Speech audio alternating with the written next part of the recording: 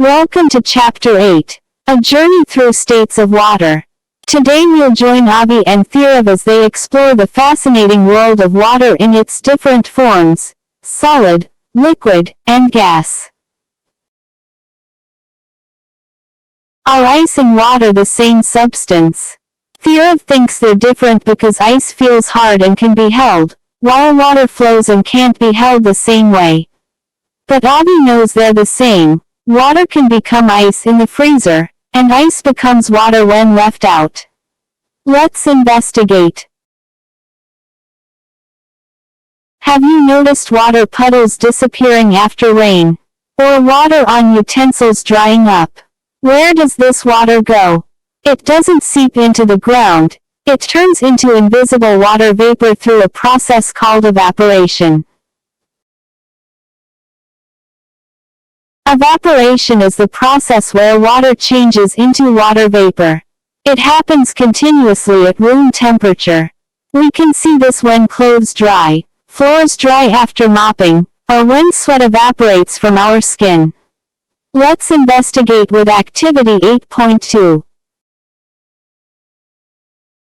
Here's a mystery. When we put ice water in a glass, water droplets appear on the outside. Where did they come from? Some think water seeped through, but the water level doesn't decrease. Others think ice came out and melted. Let's find the real reason.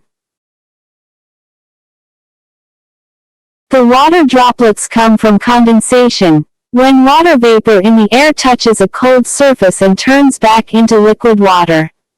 This happens with dew on plants, droplets on cold drinks, and even when we see our breath on cold days.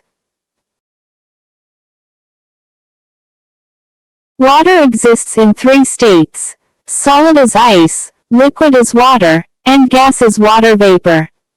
Each state has different properties. Solids have fixed shape, liquids take container shape, and gases spread everywhere. Let's compare their properties. Water can change between states with heating or cooling. Melting turns ice to water, freezing turns water to ice, evaporation turns water to vapor, and condensation turns vapor back to water. These changes are part of the amazing water cycle. What makes water evaporate faster? More surface area, higher temperature, wind movement, and lower humidity all speed up evaporation.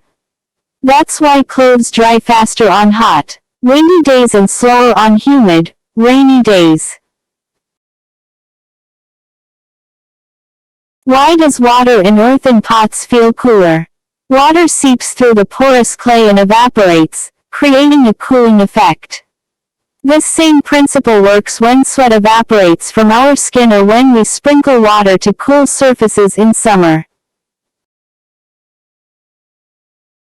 How does rain form? Water evaporates from oceans and land, rises as vapor, cools high in the atmosphere, condenses around dust particles to form clouds, and falls back as rain when droplets get heavy enough. This is the amazing water cycle. The water cycle is nature's recycling system. Water continuously moves between Earth's surface and atmosphere. Only a small portion of Earth's water is usable, so we must conserve and protect this precious resource. We've learned about water's three states, how they change through evaporation, condensation, melting and freezing, and the importance of the water cycle. Remember to observe water in your daily life and appreciate its amazing properties.